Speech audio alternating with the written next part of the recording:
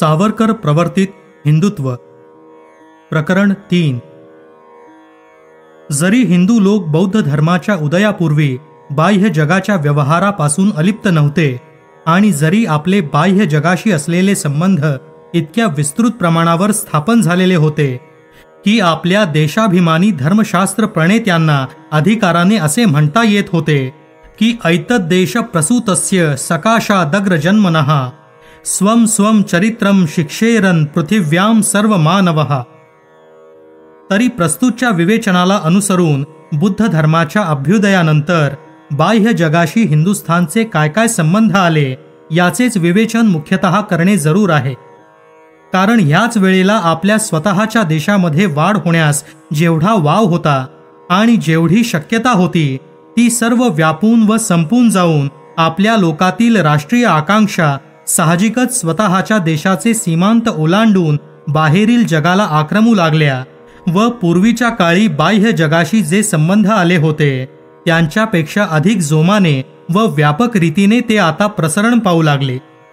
इतकेच नव्हे तर बाहेरील जगही आपल्या दरवाजावर पूर्वी त्यांनी कधीही न दाखवलेल्या औद्धत्याने व बेगुमानपणे ठोठावू लागले. या राजकीय घडामोडीत भर टाकण्याकरिता सत्यत्वाच्या तत्वाच्या पायावर उभारलेले आणखीही एक महनीय व स्वर्गीय धर्मकार्य निर्माण होऊन त्याच्या योगाने हिंदुस्थान त्यावेळच्या सर्व ज्ञात जगाचे केवळ हृदयच आत्माच होऊन बसले. मिसर देशापासून तो मेक्सिकोच्या किनाऱ्यांपर्यंत लाखो असंख्य लोकांना ही सिंधू भूमी म्हणजे एक संतांच्या व देवांच्या वस्तीची भूमी होऊन बसली. दूर दूरच्या देशांच्या किनाऱ्यांपासून हजारो श्रद्धाळू यात्रेकरू या भूमीमध्ये सतत येऊ लागले व येथून हजारो विद्वान, हजारो उपदेशक, संत, महंत हे त्यावेळच्या ज्ञात जगावर अप्रतिहत संचार करू लागले. परंतु बाह्य देशातील लोकांनी आपणास सिंधू अथवा हिंदू म्हणूनच संबोधण्याचे कायम ठेवल्याने आत येणाऱ्या व बाहेर जाणाऱ्या या दोनही प्रवाहांनी आपले सिंधू अथवा हिंदू हेच आपले राष्ट्रीय नामाभिधान दृढमूल करण्यात कल्पनातीत मदत केली. राजकीय आणि इतर घडामोडीबद्दलच्या संबंधात निरनिराळ्या राज्यांशी जो पत्रव्यवहार घडत असे त्यामध्ये ते त्यांना माहीत असलेल्या हिंदू किंवा इंडस याच नावाचा उल्लेख करीत असले पाहिजेत व त्याच उल्लेखाला आपल्याही लोकांना मान द्यावा लागत असला पाहिजे. त्यामुळे प्रथम भरतखंड या नावाबरोबर व मग पुढे केवळ एकाकीच यावरील अभिधानाचा उपयोग प्रसृत झाला असला पाहिजे. परंतु हे एक आश्चर्यच आहे की जरी सर्व जगामध्ये आपले हे नामाभिधान प्रमुखत्वाने प्रस्थापित करण्यास बुद्ध धर्माचा अभ्युदय कारण झाला आणि आपणा स्वतःला हिंदू याच नावाची जाणीव अधिक उत्पन्न झाली, तरी बुद्ध धर्माचा ऱ्हास झाल्यावर देखील हीच परंपरा अधिक जोराने पुढेही सुरू राहिली. आम्हाला असे भय वाटते की बुद्ध धर्माच्या ऱ्हासाला जी कारणे घडून आली त्यामध्ये सर्वापेक्षा अधिक परिणाम घडवणारे जे एक कारण घडून आले त्याचे यावे तितके महत्त्व विद्वान लोकांच्या चिकित्सक बुद्धीने आकलन केले नाही. परंतु प्रस्तुत विवेचनाच्या प्रांतात हा विषय दूरान्वयानेच येत असल्याने त्याचे सांगोपांग विवेचन आम्हाला येथे करता येत नाही. या ठिकाणी आम्ही फक्त सर्वसाधारण अशीच काही विधाने करून त्याचे विस्तारशः विवेचन करण्याचे काम दुसऱ्या एखाद्या अनुरूप प्रसंगावर सोपवून देणार आहोत. तत्पूर्वी जर अधिक अधिकारयुक्त व्यक्तींनी ते काम उरकले तर उत्तमच झाले. केवळ तत्वज्ञान विषयक मतभेदानेच आपले राष्ट्र बुद्ध धर्माच्या विरुद्ध उठले हे शक्य असेल काय? सर्वस्वी नाही. कारण असले हे मतभेद आधीच अस्तित्वात होते व तरीही गुण्या गोविंदाने शेजारी शेजारी राहून ते भरभराटीलाही येत होते.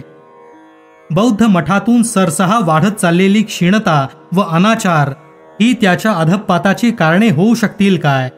सर्वथा नाही. कारण काही काही भिक्षूंच्या विहारांमधून स्वैरवृत्ती, आळशी, नीतिभ्रष्ट व भेदाभेद विचारशून्य अशा स्त्री पुरुषांचा समूह जरी दुसऱ्यांच्या जीवावर आपला योगक्षेम चालवित होता व जे स्वतःचे नव्हे अशा द्रव्याचा व्यय दुर्लौकिकाच्या व्यवहारामध्ये करीत होता, तरी काही काही ठिकाणी पूर्वीच्या त्या महाबुद्धिमान अशा अर्हत व भिक्षू संन्याशांची परंपरा काही अगदीच निशेष झाली नव्हती. किंवा असल्या तऱ्हेचे दुराचारी लोकांचे अस्तित्व काही फक्त बुद्ध विहारांमध्येच नव्हते. ह्या व अशा इतर दोषांनीच केवळ बुद्ध धर्माच्या सत्तेविरुद्ध इतका तीव्र विरोध उत्पन्न झाला नसता व तो बुद्ध धर्माच्या अस्तित्वाला इतका प्राणघातक ठरला नसता. परंतु बुद्ध धर्माच्या प्रसाराने राजकीय परिस्थितीत इतका हानिकर परिणाम घडून आला की त्या योगाने आपल्या राष्ट्राच्या पौरुषत्वावर व प्रत्यक्ष राष्ट्राच्या अस्तित्वावरच गदा आली व त्याचमुळे पुढे मग बौद्ध धर्मावर प्राणघातक संकट उद्भवले. ज्यावेळी शाक्य सिंह बौद्ध धर्म मंदिराच्या पायाचा दगड बसवीत होता त्याच वेळी शाक्यांचे लहानसे प्रजासत्ताक राज्य नष्ट झाल्याची बातमी त्या राज्याच्या पूर्वीच्या युवराजाला कळावी. या गोष्टीपेक्षा दुसरी कोणतीही गोष्ट पुढे जो अनर्थापात होणार होता त्या प्रचंड दुःख पर्यवसायी नाटकाची अधिक आश्चर्यकारक नांदी होऊ शकणार नाही. बुद्धाने आधीच आपल्या घराण्यातील सर्वोत्तम माणसे आपल्या भिक्षू संघात सामील करून घेतली होती आणि याप्रमाणे त्या प्रजासत्ताक राज्यातील बलवान आणि शूर पहिल्या प्रतीची माणसे नाहीशी झाल्याने अधिक समर्थ व अधिक लढवय्या शत्रूपुढे प्रत्यक्ष शाक्य सिंहाच्या हयातीतच ते प्रजासत्ताक राज्य सहजासहजी बळी पडले. ज्या वेळेला ही बातमी शाक्य सिंहाला कळली त्यावेळी असे सांगतात की तो प्राप्त प्रकाश तो सुज्ञ अगदी अविचलित राहिला. त्यानंतर शतकापाठीमागून शतके निघून गेली. शाक्यांचा राजा पुढे राजाचा राजा लोकजित झाला, सर्व जगाचा जेता ठरला. त्याच्या लहानशा शाक्य राज्याच्या सरहद्दी विस्तार पाहू लागल्या व सर्व हिंदुस्थानच्या सरहद्दींना जाऊन भिडल्या आणि जणू काय काव्यमय साम्य काव्यमय न्याय मिळवण्याकरिताच कपिलवस्तूच्या प्रजासत्ताक राज्यावर जो नियतीचा दुःखमय फेरा आला तोच फेरा सबंध भारतवर्षावर ओढवला व ते लिचीज आणि हूण यांच्यासारख्या परक्या शाक्यांसारख्या स्वकीय नव्हे परक्या लोकांच्या भक्ष्यस्थानी पडले. आता हे खरे आहे की तो प्राप्त प्रकाश तो सुज्ञ जर त्याला ही बातमी पहिल्या बातमीप्रमाणेच कळती तर कदाचित पूर्वीप्रमाणेच अगदी अविचलित राहिला असता. परंतु त्यावेळच्या इतर हिंदूंना हा विषाचा घोट आणि राजकीय गुलामगिरी मनाची समता कायम ठेवून निमूटपणे सहन करवली नाही.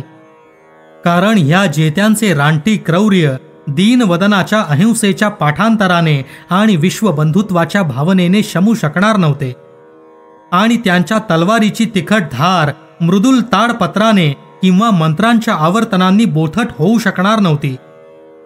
याचा अर्थ असा नाही की त्या महनीय विश्वबंधुत्वाच्या संघाचे व त्याच्या दिव्य कार्याचे महत्त्व आम्ही कमी करत आहोत. मग त्याच्यावर आरोप करण्याचे तर दूरच राहिले. आम्हाला इतिहासाच्या कोणत्याही अभ्यासकाच्या लक्षातून न सुटण्यासारख्या ज्या ढळढळीत एक समयावच्छेदे करून घडलेल्या गोष्टी आहेत त्या दाखवायच्या आहेत. आम्हाला हे माहीत आहे की या आमच्या विधानाविरुद्ध म्हणून ही गोष्ट दाखवण्यात येईल की आजपर्यंत जेवढे जेवढे म्हणून महत्तम आणि बलिष्ठ असे हिंदू राजे व सम्राट ज्ञात आहेत ते सर्व बौद्धकालीनच होते. होय, परंतु ते ज्ञात कुणाला? तर युरोपियन लोकांना व आपल्यापैकी ज्यांनी न कळत त्यांचे विचारच नव्हे तर त्यांचे दुराग्रह सुद्धा अंगात मुरवून घेतले आहेत त्यांना. असा एक काळ होता की जेव्हा प्रत्येक शाळेतला इतिहास मुसलमानांच्या विजयापासून सुरू होत असे. कारण सामान्य प्रतीच्या त्यावेळच्या इंग्लिश लेखकाला तत्पूर्वीच्या आमच्या इतिहासाचे जवळजवळ अज्ञानच होते. थोड्याच काळापासून युरोपचे सर्वसाधारण ज्ञान बौद्ध धर्माच्या अभ्युदयापर्यंत जाऊन पोहोचले आहे व त्यामुळे आपणही आपल्या इतिहासाचा तोच आरंभकाल व वैभवकाल म्हणून मानू लागलो आहोत. परंतु खरी वस्तुस्थिती म्हणजे या दोन्ही गोष्टी खऱ्या नाहीत. त्या बुद्धाबद्दलच्या त्या धर्माबद्दलच्या त्या संघाबद्दलच्या आदराच्या कौतुकाच्या प्रेमाच्या बाबतीत आम्ही कोणालाही हार जाणार नाही. हे सर्व आमचेच आहेत. त्यांचे दिग्विजय हे आमचेच आहेत व त्यांचे पराभवही आमचेच आहेत. तो देवप्रिय अशोक हा महान होता व बौद्ध भिक्षूंनी जे दिग्विजय केले ते महत्तर होते. परंतु याच्यापेक्षा अधिक जरी कदाचित नसले तरी याच्या इतकेच महनीय विजय व अशोकाप्रमाणेच परमपावन आणि अधिक राजकार्य कुशल अधिक मुत्सद्दी असे राजे तत्पूर्वी होऊन गेले होते व वास्तविक त्याचमुळे त्यांना एवढे मोठे होता आले.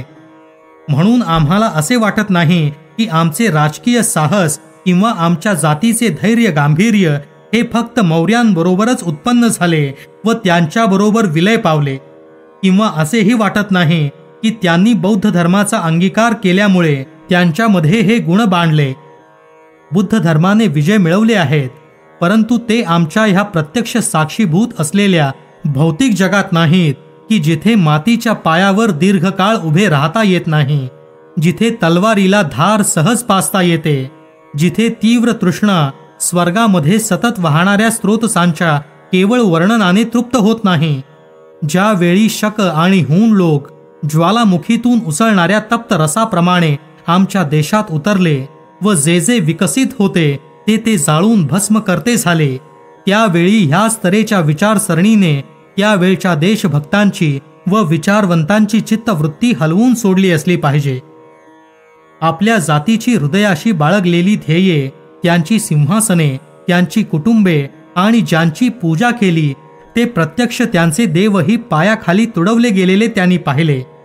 त्यांच्या प्रेमाची मूर्ती, त्यांची पवित्र भूमी, त्यांच्यापेक्षा भाषा, धर्म, तत्वज्ञान, दया व इतर सर्व मानवी आणि ईश्वरी मृदुल संवेदनांच्या बाबतीत सर्वस्वीहीन परंतु केवळ बलाने अधिक असलेल्या रानटी लोकांच्या टोळ्यांनी बेचिराख आणि उद्ध्वस्त केलेली त्यांनी पाहिली. अग्नी आणि खड्ग या दोन शब्दांमध्येच त्या बलाची सर्व मीमांसा साठवली होती.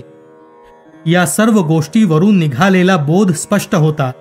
त्याचप्रमाणे हेही स्पष्ट होते की बौद्ध धर्माच्या तत्वज्ञानात या नव्या व भीषण अग्नी आणि खड्गच्या तत्वज्ञानातील द्वैताला समर्पक उत्तर देण्याचे सामर्थ्य नव्हते, आणि म्हणून आपल्या जातीच्या विचारवंत पुढाऱ्यांना ह्या विध्वंसक पापी अग्नीचा विध्वंस करण्याकरता आपल्या यज्ञवेदीतील पावन अग्नीचे पुनरुत्थान करावे लागले. खड्ग धरण्याकरता वैदिक कालच्या क्षेत्रातील खाणी खुल्या कराव्या लागल्या. त्यांना भयानक कालीच्या यज्ञवेदीवर धार पाजावी लागली, कारण महाकालाचे सांत्वन व्हायचे होते. व हा त्यांचा तर्कही काही चुकीचा ठरला नाही, कारण पुन्हा म्यानातून निष्कोषित झालेल्या पुनरुद्दीप्त हिंदू शस्त्राचा विजय हा संपूर्ण व संशयातीत असाच झाला. ज्याने परकीय लोकांना हिंद भूमीमधून पिटाळून बाहेर हाकून दिले तो विक्रमादित्य, आणि ज्याने तारतरी व मांगोलियामध्ये जाऊन त्यांच्या गुहामध्ये पकडून त्यांना प्रायश्चित्त दिले तो ललितादित्य, हे दोघेही एकमेकांचे पूरक होते. नुसत्या नीतिनियमांना जे साध्य करता आले नाही ते शौर्याने घडवून आणले. पुन्हा एकदा ही आर्य जाती वैभवाच्या शिखरावर आरूढ झाली व आपल्या प्रभावाने राष्ट्र जीविताच्या प्रत्येक शाखेत चैतन्य उत्पन्न केले गेले. काव्य आणि तत्वज्ञान, कला आणि कौशल्य, शेती आणि व्यापार, विचार परंपरा आणि कार्य परंपरा या सर्व अंगांना स्वतंत्रता, सामर्थ्य व यश यांच्या जाणीवेने जी स्फूर्ती मिळते ती मिळून राष्ट्राची सर्वांगीण उन्नती झाली.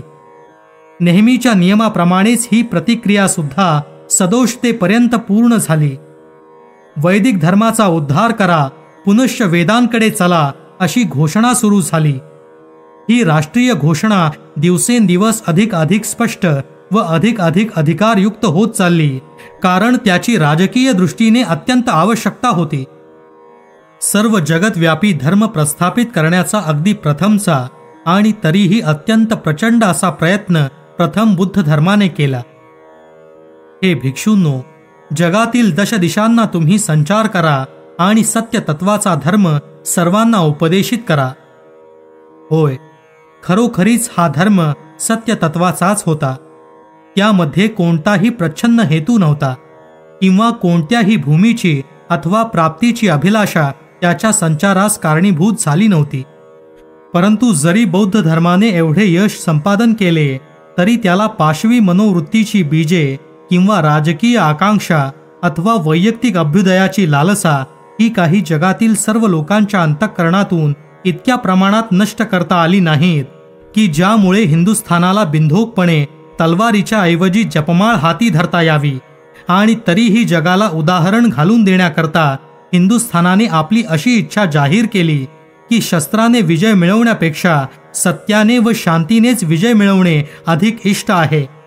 व याप्रमाणे हिंदभूने महनीय प्रयत्न केला आणि हा प्रयत्न तिने इतक्या उदात्तपणे केला की त्यामुळेच ती लोभाविष्ट व स्वार्थ सर्वस्व मानणाऱ्या लोकांच्या दृष्टीने हास्यास्पद ठरली. पाण्यामध्ये अणुरेणू मात्र असणाऱ्या सूक्ष्म जीवांना मृत्यूमुखातून वाचवता यावे म्हणून घोडे आणि हत्ती यांना पाणी प्यावयास देताना ते गाळून द्यावे अशा तऱ्हेची अधिराजांची आज्ञापत्रे या आर्यभूमीने काढली नाहीत काय? समुद्राच्या मध्यभागी माशांना खाद्य मिळून ते जिवंत राहावे म्हणून त्यांना धान्यकण खाऊ घालण्याकरता अनेक ठिकाणी सोय केली नव्हती काय? आणि त्याच वेळी इतर समुद्रातून मात्र राजरोस रीतीने स्वतःच्या पुष्टीसाठी माशांचा संहार करण्याचा क्रम अव्याहत चालू होता. इतकेच नव्हे तर प्रत्यक्ष मासेच स्वतःचा जीव रक्षण करण्याकरता एकमेकांना राजरोस रीतीने भक्षण करीत होते. स्वतः मारले जाऊन वधाचाच वध करण्याचा महनीय प्रयत्न तिने केला आणि शेवटी तिला आढळून आले की प्रसंगी तलवारी पुढे ताडपत्रे ही क्षणभंगूर आहेत. जोपर्यंत सर्व जग रक्तरंजित नखदंतांनी शस्त्रास्त्रांनी सज्ज आहे आणि राष्ट्रीय व जातीय भेदभाव मनुष्याला पशु बनवण्या इतके तीव्रतेने प्रबल आहेत, तोपर्यंत हिंदुस्थानने जर त्याला त्याच्या आत्मिक प्रकाशाप्रमाणे आधी भौतिक अथवा पारमार्थिक जीवन स्थापित करायचे असेल तर राष्ट्रीय व जातीय संबंधापासून उत्पन्न होणारे सामर्थ्य गमावून भागायचे नाही. एवढ्याकरिता त्यावेळच्या विचारवान व क्रियावान लोकांना विश्वबंधुत्वाच्या शांतीपाठाचे मंत्र घोकण्याची किळस आली आणि त्यांनी विषण्ण मनाने अशी तक्रार केली की ये त्वया देव निहिता असुराश्चैव विष्णुना ते जाता म्लेंछ रूपेण पुनरद्य महीतले व्यापादयन्ति ते विप्रान घ्नन्ति यज्ञादिकाः क्रिया हरन्ति मुनिकन्याश्च पापाः किं किं न कुर्वति म्लेच्छाक्रान्ते च भूलोके निर्वषट्कार मंगले यज्ञयागादि विच्छेदा देवलोको वसीदति. ज्या भूमीने विश्वस्त अंतःकरणाने स्वतः भिक्षूंची वस्त्रे परिधान केली होती आणि तलवार त्यक्त करून जपमाळ धारण करून अहिंसेचे व अनत्याचाराचे व्रत अंगीकारले होते, त्या निसर्ग सुंदर भूमीला ज्यांनी लुटून उद्ध्वस्त केली, त्या शक व हूण लोकांच्या जंगली टोळ्या जेव्हा सिंधूच्या पार व त्याच्याही पलीकडे पिटाळून लावल्या गेल्या आणि ज्यावेळी एक सबळ राष्ट्रसत्ता प्रस्थापित केली गेली, त्यावेळी तत्कालीन राष्ट्रधुरीणांच्या हे लक्षात आले असले पाहिजे की जर या नूतन निर्माण केलेल्या राष्ट्रसत्तेला फक्त नितांत राष्ट्रीय धर्माचा पाठिंबा दिला तर त्यापासून केवढे तरी सामर्थ्य प्राप्त होईल. शिवाय शत्रूशी साधर्म्य व संबंध वाढवणारी प्रत्येक गोष्ट आपली प्रतिकाराची शक्ती कमी करते.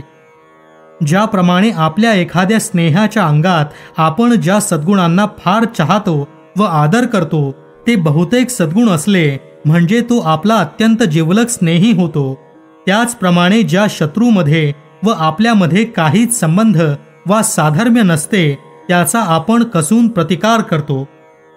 ज्या हिंदी राष्ट्राच्या अंगची जुलूम जबरी पापकर्म ही करणाऱ्यांना शासन करण्याची शक्ती सुद्धा अनत्याचार व विश्वबंधुत्व या तत्वांची भूल पडल्यामुळे नष्ट झाली, या हिंदी राष्ट्राच्या अंगी अन्यायाबद्दलची तीव्र चीड उत्पन्न करण्याच्या व कधीही न मरणाऱ्या प्रतिकाराची ज्योत पेटवण्याच्या आवश्यकतेची पूर्ती करण्यासाठी ज्या हाताने आर्यभूमीचा गळा दाबला त्याच हाताशी समान धर्मीय म्हणून हस्तांदोलन करण्याचा प्रसंग होईल असे एका धर्मपंथाचे वा एका धर्मतत्वाचे धागे तोडून टाकणे त्याच एका मार्गाने होणे शक्य होते. ज्या विश्वबंधुत्वाच्या कल्पनेने इतर राष्ट्रांच्या अंगचा पाशवी स्वार्थ साधूपणा आणि हिंसात्मक वृत्ती ही नष्ट करण्याच्या ऐवजी हिंदुस्थानाला स्वसंरक्षण रहित व विश्वस्त पाहून त्यांच्या अंगची अभिलाषाच अधिक जागृत होते आणि त्या विश्वबंधुत्वाच्या कल्पनेचा उपयोग तरी काय? छे, भविष्यकाळी संरक्षणाचा केवळ एकच मार्ग म्हणजे शौर्य आणि बल हाच होय व हा केवळ राष्ट्रीय जाणीवेनेच उत्पन्न होतो. आजपर्यंत या भारतभूने सत्याभासाकरिता आपल्या अंगातील रक्त सांडले आहे व या सर्वांचा विपरीत परिणामच तिच्या अनुभवाला आला. बौद्ध धर्माची सत्ता हिंदुस्थानात पुनरपी बळाने प्रस्थापित करण्याचा प्रयत्न जसजसा अधिक भीषण होत गेला तसतशी त्यातील विश्वबंधुत्वाच्या कल्पनेविरुद्ध अधिकाधिक तीव्र प्रतिक्रिया सुरू झाली. राष्ट्रीय भावना असलेल्या लोकांनी राष्ट्र स्वातंत्र्याचा सौदा करून परकीय जेत्यांची सार्वभौम सत्ता मानण्याचे साफ नाकारले. परंतु जरा का परकीय जेता बुद्ध धर्माकडे कल असलेला असला तर त्याच्याबद्दलची प्रचंड सहानुभूती हिंदुस्थानामधील सर्व बुद्ध सांप्रदायिकांकडून त्याला मिळण्याची खात्री होती. ज्याप्रमाणे कॅथोलिक पंथाचा राजा पुनरपी इंग्लंडच्या गादीवर बसवण्याच्या कॅथोलिक मताच्या स्पेन देशामधील प्रयत्नात इंग्लंडमध्ये काहीतरी वजनदार लोक सापडतच असत, त्याचप्रमाणे हेही घडले. इतकेच नव्हे तर आपल्या पूर्वीच्या ग्रंथांमधून अंधुक असे सूचक उल्लेख विपुल आढळतात की काही वेळेला काही परकीय बौद्ध लोकांनी केवळ आपापले राष्ट्रीय व धार्मिक हेतू साधण्याकरताच हिंदुस्थानवर स्वाऱ्या केल्या होत्या. या वेळच्या सर्व ऐतिहासिक भागावरचे विशेष विवेचन आम्हाला येथे करता येत नाही, परंतु याचे फक्त एकच प्रत्यंतर आम्ही देतो. आपल्या एका पुराणात आर्य लोकांवर न्यूनपतीनी हूण लोकांच्या राजाने आणि त्याच्या बुद्ध सहाय्यकांनी केलेल्या स्वारीचे काही लाक्षणिक, काही प्रत्यक्ष असे वर्णन केले आहे. ही लढाई हुहा या नदीच्या काठी कशी झाली, चीन देशामध्ये आपले मुख्य ठाणे ठेवून बौद्ध लोकांची सेना कशी लढली, निरनिराळ्या बौद्ध राष्ट्रांकडून त्यांना कशी सैन्याची मदत मिळत गेली, त्याचप्रमाणे शेवटी या लढाईमध्ये बुद्ध लोकांचा कसा पराभव झाला व त्याबद्दल त्यांना किती जबर किंमत द्यावी लागली, हे सर्व वर्णन त्यात केले आहे. अखेर बौद्ध लोकांना हिंदुस्थानाविरुद्ध त्यांच्या मनात असलेले सर्व अंतस्थ राष्ट्रीय हेतू सोडून द्यावे लागले व पुन्हा राजकारणाची ढवळाढवळ करण्याकरता हिंदुस्थानामध्ये येणार नाही असा करार करून द्यावा लागला. बौद्ध लोकांना वैयक्तिक रीतीने या हिंद भूमीमध्ये, सहिष्णुतेच्या भूमीमध्ये भय मानण्याचे कारण नव्हते, परंतु त्यांनी हिंदुस्थानच्या राजकीय जीविताला व स्वातंत्र्याला संकट उत्पन्न होईल अशी कोणतीही गोष्ट करता कामाची नाही. सर्वैश्च बौद्ध वृंदैश्च तत्रैव शपथम कृतम आर्य देशम न यास्यामः कदाचित राष्ट्र हेतवे. आणि अशा रीतीने आपल्या राष्ट्रीय वैशिष्ट्याने बनलेल्या संस्था पुन्हा प्रस्थापित झाल्या. वर्णाश्रम व्यवस्था ही संस्था बौद्ध धर्माचा अंमल जारीने चालू होता तेव्हाही काही नामशेष झाली नव्हती व ती आता तर पुन्हा इतकी भरभराटीला आली की राजे आणि महाराजे यांना वर्ण व्यवस्थापन परः, वर्णाश्रम व्यवस्थापन प्रवृत्त चक्रः असल्या पदव्या घेण्यामध्ये अभिमान वाटू लागला. या वर्णाश्रम धर्मसंस्थेला इतके अनुकूल लोकमत बनत चालले होते की आपले राष्ट्रीय वैशिष्ट्यच मुळी त्यावरून ओळखले जात होते. उदाहरणार्थ, परकीयांमध्ये आणि आपल्यामध्ये जो भेद आहे त्याचे वर्णन याप्रमाणे केले आहे. चातुर्वर्ण व्यवस्थान यस्मिन देशे न विद्यते तम लेंच देशम जानीयात आर्यावर्तस्ततः परम. यावरून साहजिकच असा निर्बंध झाला की ज्या देशातले लोक आपल्यातील वर्णव्यवस्थेसारख्या संस्थांशी असहिष्णुतेच्या भावनेने वागणारे व पुष्कळ वेळा तर प्रखर शत्रुत्व करणारे असे आहेत व जेथे आपल्या धर्माप्रमाणे अक्षरशः वागण्या इतके संरक्षण मिळणे शक्य नाही, अशा देशाच्या किनाऱ्यालाही जाऊ नये. ही प्रतिक्रिया जरी परमावधीची होती तरी राजकीय दृष्टीने समजण्यासारखी होती, कारण अगदी थेट आजच्या काळातही आपणास असे देशभक्त विचारी लोक भेटत नाहीत काय की जे ज्या देशात आपल्या लोकांना गुलामाप्रमाणे व अपमानकारक रीतीने वागवण्यात येते अशा देशामध्ये मनुष्य न पाठवण्याचे कायदे करण्याच्या मताचे आहेत. याप्रमाणे हिंदुस्थानमध्ये बुद्ध धर्माचा जो ऱ्हास झाला त्याचे कारण व त्याचप्रमाणे त्याचे पर्यावसान ही केवळ राजकीय व राष्ट्रीय दृष्टीने आवश्यक होती. बुद्ध धर्माचे भौगोलिक केंद्रस्थान कुठेच नव्हते आणि म्हणून बुद्ध धर्माशी तादात्म्य पावण्याच्या प्रयत्नांमध्ये हिंदुस्थानचा जो राष्ट्रीय गुरुत्व मध्य नष्ट झाला होता तो पुनरपि स्थापित करणे हे अत्यंत आवश्यक होते. ज्यावेळी एखाद्या सचेतन वस्तूप्रमाणे आपले राष्ट्र तीव्र जाणीवेने स्वसंवेद्य बनले आणि परकीयांशी प्रत्यक्ष विरोध सुरू झाला, त्यावेळी नैसर्गिक रीतीनेच ते आपल्यामध्ये व परकीयांमध्ये असलेले भेद स्पष्ट करू लागले आणि आपल्या निवासस्थानाच्या मर्यादा आखून घेऊ लागले. त्या योगाने त्यांना स्वतःला ते कुठे होते हे स्पष्टपणे कळले व जगाला त्यांना दाखवता आले की केवळ एक जातीय व एक राष्ट्रीय दृष्टीनेच नव्हे तर भौगोलिक व राजकीय दृष्टीनेही ते एक स्वतंत्र लोक आहेत. आपल्या देशाची दक्षिण सीमा ही आधीच निश्चित झाली होती आणि ती सर्वमान्य व सर्वसंमत अशी ठरली होती. अपार आणि अनंत समुद्राच्या चौकटीमध्ये ज्या रीतीने आपले दक्षिण द्वीपकल्प वसवले आहे, ती रीती तिच्या निरतिशय सौंदर्याने आणि पूर्णत्वाने केवळ काव्यमय आहे. ही समुद्र रचना पाहून आपल्या प्रत्येक पिढीतील कवी आणि देशभक्त आनंदाने फुलून गेले आहेत. परंतु आपल्या वायव्य सरहद्दीवर मात्र भिन्न भिन्न जातीचे परस्पर संबंध अनिष्ट रीतीने घडून आले व त्यामुळे आपली तिकडची सरहद्द नेहमी बदलत जाऊन असुरक्षित राहिली. आणि म्हणून उज्जैनीच्या महाकालाच्या अधिपत्याखाली उत्तेजन मिळालेल्या स्वत्व स्थापनेच्या लाटेतही आपल्या देशभक्तांनी उत्तर दिशेची सरहद्द दक्षिण सरहद्दी इतकीच निश्चित आणि संरक्षित केली नसती तर ती एक मोठी आश्चर्याचीच गोष्ट झाली असती. आणि अशी सरहद्द म्हणजे प्रसन्न सलीला आणि अपार असलेल्या सिंधू नदीशिवाय दुसरी कोणती असू शकेल.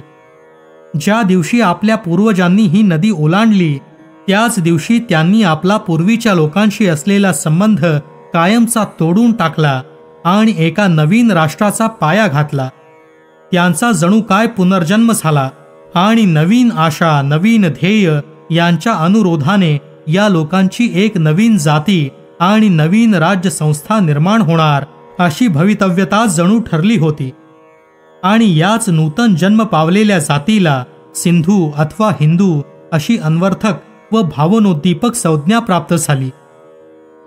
आपल्या सरहद्दीला सिंधू नदीशी संगत करण्याचा प्रयत्न म्हणजे उगीच काहीतरी फिरवाफिरव होती असे नाही. पुनश्च वैदिक काल ही जी राष्ट्रोद्धारकांची ध्येय गर्जना होती तिचाच हा वास्तविक परिणाम होता. वैदिक कालाच्या आधारस्तंभावर उभारलेल्या आणि वैदिक धर्माने आशीर्वाद दिलेल्या राष्ट्राला वैदिक नावच पाहिजे आणि म्हणून त्या काळी शक्य असलेल्या रीतींनी ते वैदिक पद्धतीचे ठेवले गेले आणि त्यावेळच्या एकंदर इतिहासाच्या रोखावरून सूचित झालेली ही कार्यमालिका प्रत्यक्ष रीतीने व्यवहारात आणली गेली. कारण देशप्रेमाने लिहिल्या गेलेल्या पुराणांपैकी एका पुराणात असे निश्चयाने लिहिले आहे की प्रख्यात विक्रमादित्याचा नातू शालिवाहन याने परकीय लोकांचा हिंदुस्थान जिंकण्याचा दुसरा प्रयत्न निष्फळ करून त्यांना सिंधू नदीच्या पार हाकून लावल्यावर एक राजाज्ञापत्र काढले व असे जाहीर केले की त्या वेळेपासून सिंधू नदी हीच हिंदुस्थान व परकीय देश यांच्यामधील सरहद्द समजली जावी. एतस्मिन्नंतरे तत्र शालिवाहन भूपती विक्रमादित्य पौत्रश्च पितृराज्यं प्रपेदिरे जित्वा शकान दुराधर्षान चीन तैत्तिरी देशजान बाल्हिकान कामरूपांश्च रोमजान खुरजान शठान तेषान कोशान गृहीत्वाच दंडा योग्यान कारयत स्थापिता तेन मर्यादा ब्लेंछार्याणां पृथक् पृथक् सिंधुस्थान भितिज्ञेयं राष्ट्रमार्यस्य चोत्तमं ब्लेंछ स्थानं परम सिंधो कृतं तेन महात्मना. ज्याबद्दल आपल्याजवळ ऐतिहासिक पुरावा आहे असे आपल्या देशाचे जुन्यातले जुने नाव म्हणजे सप्त सिंधू अथवा सिंधू. खुद्द भारतवर्ष हे नाव सुद्धा यानंतरचे आहे व त्यात एक प्रकारचा वैयक्तिक अर्थ गर्भित आहे. एखाद्या व्यक्तीचा लौकिक, मग ती व्यक्ती कितीही लोकोत्तर असो, काळ जसा जसा व्यतीत होतो तसतसा मंदप्रभ होत जातो. जे नामाभिधान एखाद्या व्यक्तीच्या विजय मालिकांवरून वा यश संपादनावरून ठेवले जाते ते नामाभिधान ज्या नावामध्ये असल्या राष्ट्रीय विजयाचे व वैयक्तिक पराक्रमाचे निदर्शन असूनही शिवाय एखाद्या महान उपकारी व चिरंतन नैसर्गिक चमत्काराचे द्योतन केले जाते असल्या नामाभिधानापेक्षा अधिक परिणामकारक आणि अखंड वृद्धिंगत होणाऱ्या राष्ट्राभिमानाची व कृतज्ञतेची जाणीव ह्यांची स्फूर्ती देण्यास समर्थ होणे शक्य नाही. आणि त्यातच जर त्या नावामध्ये आपल्या राष्ट्रीय यश संपादनाचे आणि पूज्य व्यक्तीच्या स्मृतीचे मिलन झाले असेल तर मग असल्या नावाची थोरवी तर अधिकच होते. तो सम्राट भरत अस्तंगत झाला आणि त्याच्याच सारखे अन्य पराक्रमी सम्राटही त्याच मार्गाला लागले. परंतु सिंधू नदी मात्र अखंड वाहत आहे. आपल्या कृतज्ञता बुद्धीला विकसित करीत, उत्स्फूर्त करीत, आपल्या स्वाभिमानाला सचेतन करीत, पूर्वजांची स्मृती जागृत करीत ती अखंड वाहत आहे. आपल्या लोकांच्या भाग्य अवभाग्यावर पहारा करणारा हा एक पहारेकरीच आहे. अत्यंत पुराणभूत कालापासून तो दूरवरच्या भविष्यकालापर्यंत संबंध जोडणारा हा एक पाठीचा कणाच आहे. अशा तऱ्हेच्या महानदीच्या नावाशी आमच्या राष्ट्राचे नामाभिधान संलग्न झाल्याने प्रत्यक्ष निसर्ग आमच्या बाजूचा झाला व त्यामुळे आमचे राष्ट्रीय जीवन अशा एका भक्कम पायावर रचले गेले की तो पाया मानवी तर्कशक्तीला जोवर धाव घेता येते अशा चिरंतन कालापर्यंत अधिकृत राहील. असल्याच तऱ्हेच्या विचार परंपरेने आपल्या त्यावेळच्या राष्ट्रीय नेत्यांना आपल्या राष्ट्राला त्याचे वैदिक नाव जे सिंधुस्थान राष्ट्रमार्यस्य चोत्तमम तेच पुनरपि प्रसृत करण्याची कल्पना सूचित झाली असावी. सिंधुस्थान हे नामाभिधान वैदिक तर आहेच, परंतु आणखीही त्यामध्ये एक मार्मिक वैशिष्ट्य आहे व त्याकडे दुर्लक्ष करून चालण्यासारखे नाही. सिंधू या शब्दाचा संस्कृत भाषेमधला अर्थ काही फक्त सिंधू नदी एवढाच नाही, परंतु समुद्र असाही त्याचा एक अर्थ आहे. समुद्र रत्ना दक्षिण द्वीपकल्पाला कमरपट्ट्याप्रमाणे वेष्टिणारा हा जो सिंधू तोही सिंधुस्थान या नावात अभिप्रेत असल्याने आपल्या देशाच्या जवळजवळ सर्व मर्यादा केवळ एका शब्दामध्ये ग्रथित केल्या जातात. ब्रह्मपुत्रा ही एक सिंधू नदीची शाखा आहे व सिंधू नदी हीच हिमालयाच्या पूर्व व पश्चिम पठारावरून वाहत जाऊन दोन प्रवाह रूपाने पूर्व व पश्चिम दिशांची सरहद्द बनते. ही कल्पना जरी आपण यथार्थ न मानली तरी सुद्धा ही गोष्ट सिद्धच आहे की सिंधू नदी ही आपल्या प्रवाहांनी उत्तर व पश्चिम दिक्प्रांताला वेष्टून टाकते व म्हणून सिंधुस्थान हे नाव आपल्या मातृभूमीची सर्व प्रतिमा एकदम डोळ्यापुढे उभी करते व त्यावरून एकदम अर्थबोध होतो की सिंधू नदीपासून सिंधू समुद्रापर्यंत जी भूमी विस्तारली आहे तीच आमची मातृभूमी होय. यावरून अशी कल्पना मात्र करता कामा नये की सिंधू हे नाव आमच्या पूर्वजांना केवळ या भौगोलिक वैशिष्ट्यावरूनच पसंत पडले, कारण असे निक्षून प्रतिपादन केलेले आढळते की या नावापासून उत्पन्न होणारा अर्थ काही केवळ भौगोलिक नाही तर राष्ट्रीयही आहे. सिंधुस्थान म्हणजे काही फक्त जमिनीचा तुकडाच नाही, तर ते एक राष्ट्र आहे की जे राष्ट्र सर्वदा वस्तुतः जरी नसले तरी ध्येय रूपाने एक राष्ट्रपद पावले होते, राज्ञ राष्ट्रम. त्याचप्रमाणे याच्याबरोबर हेही अगदी स्पष्ट होते की संस्कृती या सिंधुस्थानामध्ये उत्कर्ष पावली आणि जे लोक त्या संस्कृतीमध्ये वाढले ते वैदिक कालामध्ये असलेल्या सिंधूप्रमाणेच होते. सिंधुस्थान हे राष्ट्रम आर्यस्य चोत्तमम होते व तद्भिन्न जी परकीयांची भूमी ती म्लेंचस्थान या नावाने संबोधली जात होती. तरी पण हे येथे स्पष्ट सांगितले पाहिजे की ही व्याख्या काही पारमार्थिक संबंधावरून अथवा धार्मिक वृथा अभिमानापासून उत्पन्न झाली नाही. आर्य हा शब्द व्याख्येत मुद्दाम घालण्यात आला आहे व त्यामध्ये सिंधू नदीच्या अलीकडील तीरापासूनच्या भागात राष्ट्रीय घटनेमध्ये जे जे लोक प्रामुख्याने गोवले गेले ते सर्व लोक निर्देशित झाले. मग ते वैदिक असोत किंवा अवैदिक असोत, ब्राह्मण किंवा चांडाळ असोत. त्याचप्रमाणे ज्यांनी ज्यांनी एक संस्कृती, एक रक्तसंबंध, एक देश व एक राज्य व्यवस्था यांचा अंगीकार केला असे सर्व लोक या व्याख्येत अंतर्भूत झाले. यानंतर म्लेंच या शब्दामध्ये तो सिंधुस्थान याच्या उलट योजल्या कारणानेच जे जे कोणी राष्ट्रीय आणि जातीय संबंधात परके होते अशांचाच समावेश होऊ लागला. परंतु असे हे परकी लोक धर्मानेही भिन्न असलेच पाहिजेत असा मात्र काही नियम नव्हता. ही राजाज्ञा सिंधुस्थानामधील इतर राजाज्ञेप्रमाणेच सामान्यतः एक जोमदार व लोकप्रिय अशा चळवळीचा फक्त परिणाम होता. कारण आपल्या राष्ट्रीय आकांक्षांना स्फूर्ती देण्याचे सामर्थ्य जर तिच्यामध्ये नसते तर अटक म्हणजे आपल्या देशाची अंतिम सीमा मानण्याची चाल इतकी सर्वव्यापी झाली नसती व इतकी दीर्घकाळ टिकलीही नसती.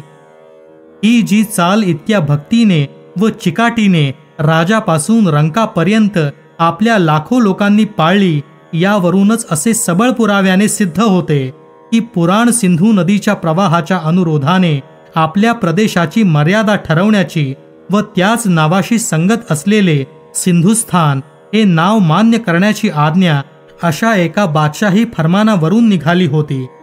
आणि या बादशाही संमतीला व लोकांच्या इच्छेला अत्यंत पवित्र असे धार्मिक अनुमोदन मिळाल्यानेच आपले पूर्वीचे नाव अखेर यशस्वी रीतीने पुन्हा प्रस्थापित झाले. आता हे खरे आहे की तरीही हे सिंधू व सिंधुस्थान हे शब्द पूर्णपणे यथार्थत्वाने पूर्व स्वरूपात स्थिर होण्यास अनेक शतके उलटावी लागली व अनेक महत्वाची स्थित्यंतरे घडून आली आणि मग आपल्या सर्व राष्ट्राच्या मनामध्ये बिंबून जाण्याला आणि आपल्या जातीचा जो अमोल ठेवा आहे असे वाटवण्याला ती नावे समर्थ झाली.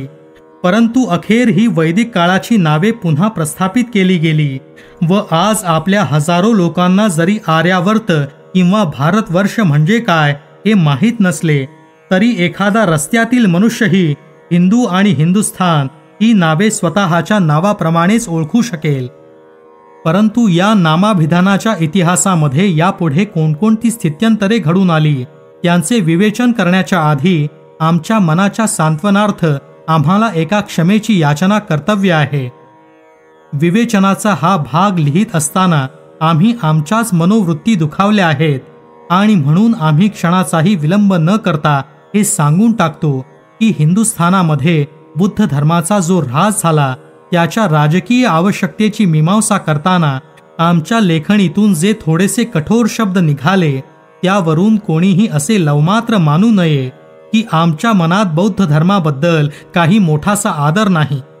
छे छे, खुद्द बौद्ध धर्माची दीक्षा घेणाऱ्या भक्ताच्या मनात अखिल जगामध्ये जो पवित्रतम संघ आहे त्या बौद्ध संघाबद्दल जो आदर आणि जे प्रेम असेल तेच प्रेम आणि तोच आदर बाळगणारा बौद्ध धर्माचा मी एक नम्र चाहता आहे. बौद्ध धर्माची दीक्षा मी घेतली नाही याचे कारण हा संघ माझ्या योग्यतेचा नाही असे नव्हे, तर मी त्या संघाच्या पवित्र मंदिरात पदार्पण करण्याला पात्र नाही हे होय. आणि हे मंदिर आज जे अनंत कालपर्यंत टिकले आहे ते त्याचा पाया खडकाच्या पायावर उभारलेल्या अचिरस्थायी मोठमोठ्या राजवाड्यांच्या पायाप्रमाणे घातला नसून तत्वांच्या भक्कम पायावर ते रचले गेले आहे म्हणून होय. मनुष्याला त्याच्या पाशवी वृत्तीपासून परावृत्त करण्याचा प्रथमचा आणि अत्यंत यशस्वी असा प्रयत्न प्रथम संकल्पित करून त्यास मूर्त स्वरूप देऊन शतकेच्या शतके तो अव्याहत ज्यांनी चालू ठेवला अशा तेजस्वी धर्मोपदेशकांची मालिका अर्हत भिक्षू यांची परंपरा याच हिंदुस्थानामध्ये जन्माला आली होती. येथेच त्यांनी जीवनदुग्ध प्राशन केले आणि याच भूमीला मातृभूमी म्हणून वंदन केले. या सर्व गोष्टींची जाणीव आमच्या अंतःकरणात उत्पन्न होऊन शब्दांनी वर्णन न करता येण्यासारख्या भावना दाटून येतात.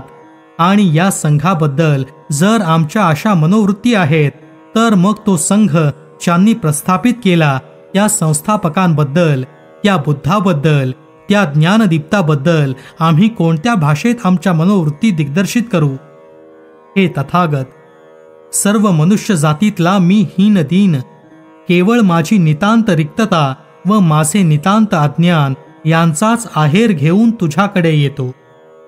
जरी आपल्या बोधाचा सारांश मला आकलन करता येत नाही असे मला वाटते, तरी मला ही पूर्ण खात्री आहे की ते तसे होणे स्वाभाविक आहे. कारण आपला उपदेश हा देवलोकीच्या वाणीतून निसृत झाला आहे. परंतु माझी श्रवणेंद्रिये आणि माझी आकलन शक्ती ही ह्या ऐहिक प्रत्यक्ष प्रमाणमय जगाचा शब्दघोष ऐकण्यास शिकली आहे. भगवन, कदाचित असेही असेल की आपले पदार्पण या जगामध्ये फार लवकर झाले आणि ज्यावेळी हे सर्व जग अगदी बाल्यावस्थेत होते व प्रकाश नुकताच कुठे फाकू लागला होता तोच आपण आपले निशाण फडकावले.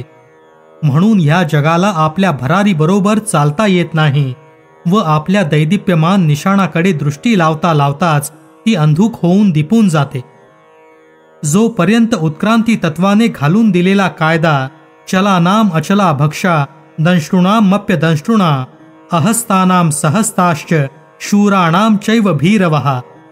हा अतीत अप्रतिहार्यतेने व भयंकर प्रामुख्याने जगात वावरत आहे व याचा इन्कार सत्याच्या कायद्याने की जे सत्याचे कायदे अत्यंत तेजस्वीपणाने व मोहकतेने प्रकाशित झाले आहेत, पण केवळ आकाशात ज्याप्रमाणे चांदण्या चमकाव्या त्याप्रमाणे अत्यंत अंतरावरूनच चमकत आहेत, अशा कायद्याने होऊ शकत नाही. तोपर्यंत राष्ट्रीयत्वाच्या भावना विश्वबंधुत्वाचे निशाण फडकवण्याचे नाकारीतच राहतील. आणि तरीही आमचे देव आणि देवता यांच्या पूजनांनी सन्मानित झालेले हे राष्ट्रीय निशाण जर तो शाक्यसिंह त्याखाली नसता तर जरा हतप्रभच दिसले असते. ज्याप्रमाणे श्रीराम किंवा श्रीकृष्ण अथवा महावीर हे आमचे आहेत, त्याचप्रमाणे भगवन आपणही आमचेच आहात. आणि ज्याप्रमाणे आपले शब्द हे आमच्या राष्ट्रीय आत्म्याचेच बोल होत, त्याचप्रमाणे आपल्याला दिसणारी दृश्ये ही आमच्या जातीची सुखस्वप्ने आहेत. आणि जर कधी सत्याच्या तत्वाचा विजय होऊन सर्व मानवी जात ती शिरोधार्य करू लागली तर हे भगवन आपणाला असे आढळून येईल की ज्या भूमीने आपल्याला पाळण्यात खेळवले, ज्या जातीने आपले लालन पालन केले, तीच भूमी आणि तीच जाती ह्या तत्वाचा जगभर जय जयकार होण्यास प्रामुख्याने कारण झालेली आहे. प्रत्यक्ष आपल्याला जन्म देणे या गोष्टीनेच केवळ हे सिद्ध होत नसलेच तर त्या गोष्टीने ते सिद्ध होईल